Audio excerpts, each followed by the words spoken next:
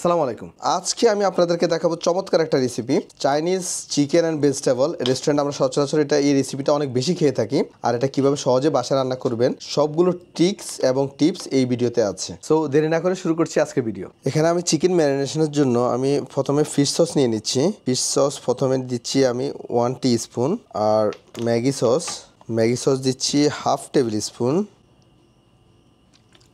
1 teaspoon sugar, এটা optional, আর দিচ্ছি কালো গোলমরিচ। আপনারা চাইলে সাদা গোলমরিচটা ইউজ করতে পারেন। তারপর চিকেনটা একটু মাখিয়ে নিচ্ছি। আচ্ছা, একটা বলে নিই, আমি এই চিকেন নিয়েছি এখানে টোটাল 150 গ্রামের মতো, আর চিকেনগুলো এইভাবে পাতলা স্লাইস করে আমি কেটে নিয়েছি। আপনারা যে কোনো সাইজে কাটতে পারেন, জুলিয়ান করেও কেটে নিতে পারেন, কোনো অসুবিধা নেই। তারপর চিকেনগুলো একটু মাখিয়ে আমি কর্নফ্লাওয়ার অ্যাড করতেছি। কর্নফ্লাওয়ার অথবা অ্যারারুট যেটা ইউজ করেন, 1 টেবিল স্পুন। এখানে আমি কোনো ডিমের কোটিং করব না, জাস্ট কর্নফ্লাওয়ার দিয়েছি। আর সাথে অল্প একটু সয়াবিন তেল দিতে হবে, জাস্ট হালকা মাখিয়ে নিচ্ছি। ওকে, চিকেনটা ম্যারিনেশন করা হয়ে গেছে। আমি এখন 15 মিনিটের জন্য চিকেনটা রেখে দেবো, এতে করে ম্যারিনেশনটা প্রপারলি আপনার চিকেনের ভিতরে যাবে। কর্নফ্লাওয়ার গোলানোর জন্য আমি এখানে কর্নফ্লাওয়ার দিচ্ছি 1 টেবিল স্পুন, 2 টেবিল স্পুন, আর সাথে পানি দেবো 3 টেবিল স্পুন। 1 2, একটু বেশি পড়ে গেছে, এখানে একটু কম দিই, 3। ব্যাস, এই রেশিওতে যখন কর্নফ্লাওয়ার গোলাবেন তখন পারফেক্ট একটা টেক্সচার পাবেন। ব্যাস, হয়ে গেছে আমার কর্নফ্লাওয়ার গোলানো। এখন আমি রান্নাতে যাচ্ছি। আপনাদের বাসা যদি এমন কড়াই না থাকে, আপনারা ননস্টিকি ফ্রাই প্যানেও রান্না করতে পারেন।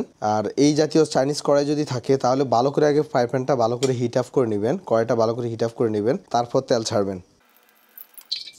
তেলটা যখন পরিপূর্ণ গরম হবে তখন চিকেনটা ছাড়বেন।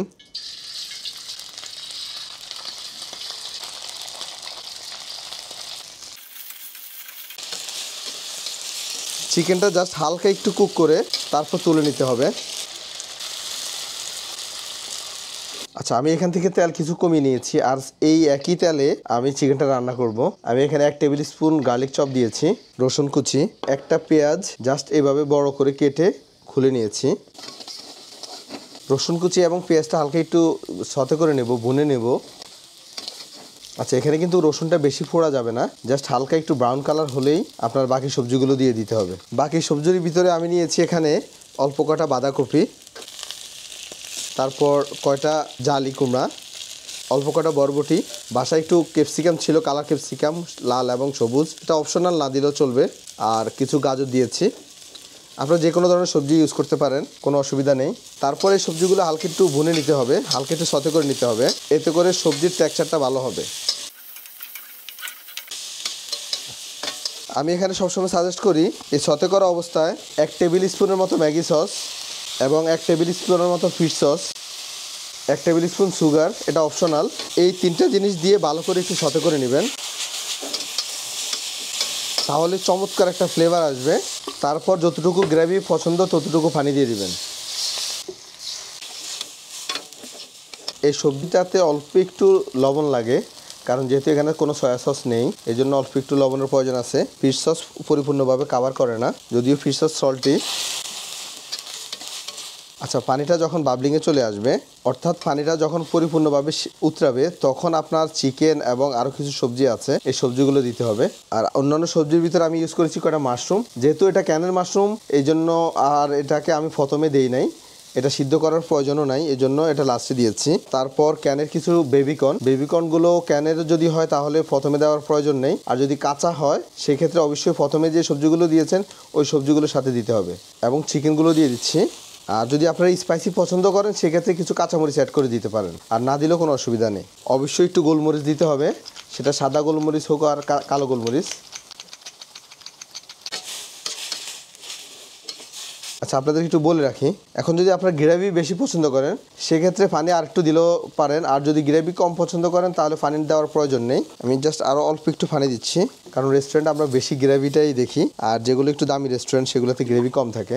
গ্রেভি দিলে একটু বরকত দেখা যায়, এটাই, অন্য কিছু না। আচ্ছা, তারপর কর্নফ্লাওয়ারগুলো দিয়ে দিবেন। কর্নফ্লাওয়ারগুলো দেওয়ার সঙ্গে সঙ্গে অবশ্যই নেড়ে নিতে হবে, তা না হলে জমাট বেঁধে যাবে।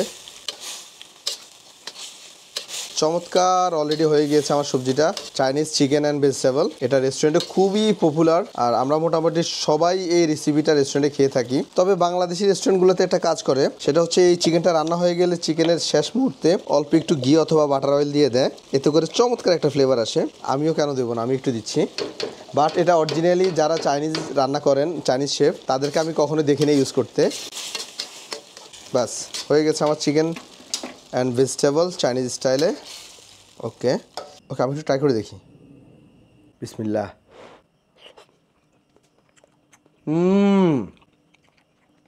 রেস্টুরেন্টে সবাই খাইছেন, এটা টেস্ট আমি বলতে হবে না, এটা চমৎকার একটা রেসিপি।